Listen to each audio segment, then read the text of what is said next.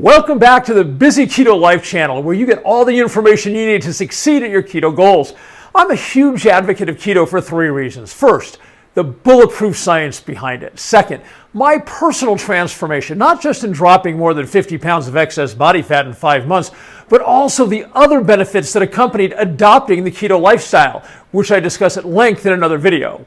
Third, the endless parade of people who tell the same story of how keto transformed their bodies and often their lives.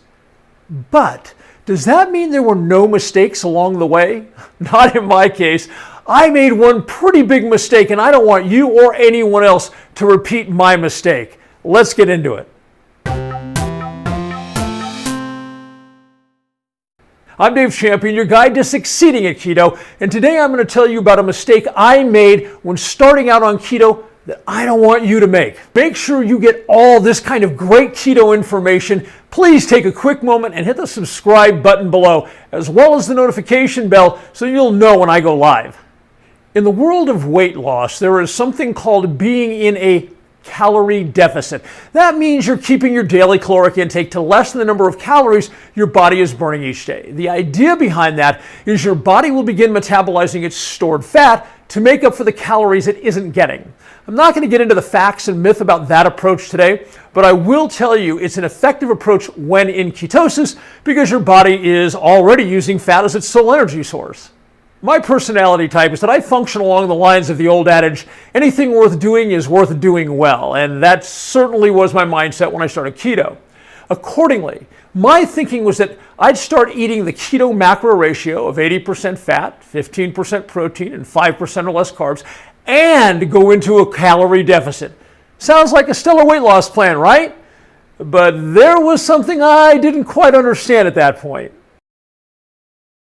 When one starts eating the proper keto ratio, the 80% fat part signals your body to start dropping excess body fat. It's an automatic physiological reaction. That's why in another video I mentioned that on keto, you lose excess body fat effortlessly. Aside from maintaining the proper keto ratio, you don't need to do anything for the fat to fall away. But I did do something else, didn't I? I added the additional layer of being in a calorie deficit. I don't want to go too far afield into broader keto issues today, but I do need to touch upon the subject of being fat adapted or keto adapted. What that means is your body has completely adapted to using fat as its energy source. The fact that we talk about the body becoming fully fat adapted should be a clue that it isn't like flipping a light switch, but rather there is a progression that leads to that final stage of being fully keto adapted.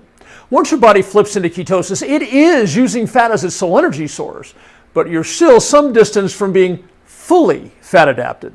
There is no hard scientific data on exactly how long it takes to become fully keto adapted, and there is almost certainly some bio-individuality involved in that, but the best available information leads us to believe it's measured in months. The general consensus is no one should expect to be fully keto adapted in under 6 months.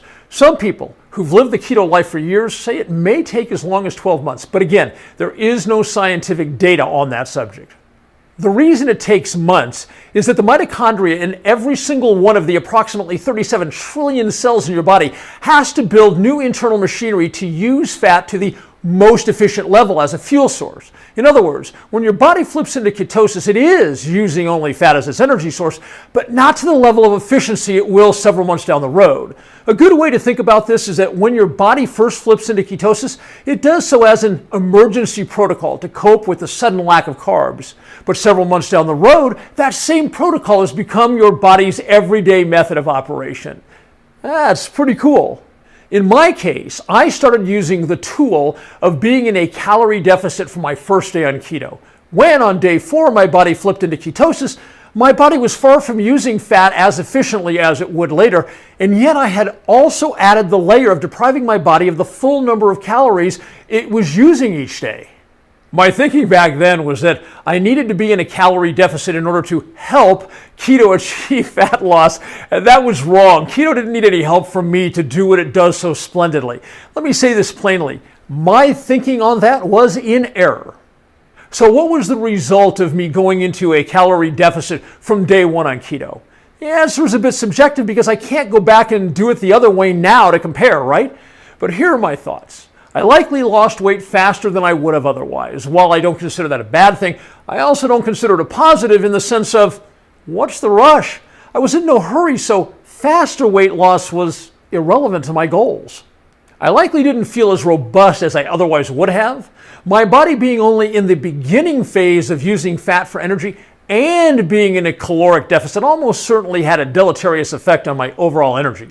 Research shows that there is a slight bit of muscle loss during the first 3 weeks on keto, and that makes sense because protein is dropped to moderate, carbs, the traditional energy source, is essentially gone, and the body has yet to develop the machinery to make optimal use of fat as its energy source. Well, there's no hard data to support why that bit of muscle loss stops after the third week. I'm confident it's because that's the point where the body starts using a greater percentage of fat for energy. Or phrased another way, the 3-week mark is when the body takes its first steps in that progression we discussed earlier towards eventual full fat adaptation. Although muscle loss in the first 3 weeks of keto is so slight as to be trivial, in my case, I suspect I lost more muscle than I would have because I added the layer of being in calorie deficit, which meant my protein consumption dropped to less than moderate, moderate being the proper protein standard on keto. But protein isn't the only factor affecting muscle maintenance. Overall energy is another. Thanks to me being in a calorie deficit, mine was lower than it should have been, which I'm confident further contributed to muscle loss in my case. Now, I had a lot of muscle going in, so it wasn't such a big deal for me, but it might be for others, so my mistake and the consequence is good for you to know. Between lower overall energy than I should have had and some loss of muscle, at about the 3-month mark, friends told me I wasn't looking so great. I suspect the biggest part of that was the constant deprivation of the calories my body would have preferred at the same time my body was not yet making full use of fat for energy. In other words, I'd put the double whammy on my body. The good news was I'd committed to being in a calorie deficit only through the 90-day mark. So about the same time I was getting some negative feedback from friends was the same time I was ready to switch up the program and allow myself more calories, which of course meant I'd be consuming more protein and fat. What was my daily calorie target during those first 90 days? About 1,600. Some days were a little less, others a little more, but 1,600 calories was the target range. Today I eat when I'm hungry without any calorie limit. Eating when I'm hungry, the most calories I've consumed in a day is just over 2,600. But if it went higher than that, so be it. The criteria is how I feel, how my clothes fit, and to a lesser extent what the scale says, not how many calories I consume. A couple of quick notes before I go. First, though the word calories has been featured prominently in this presentation, the notion of calories is actually a very poor method of quantifying what we ingest. I'll give you the scoop on why that is in another video.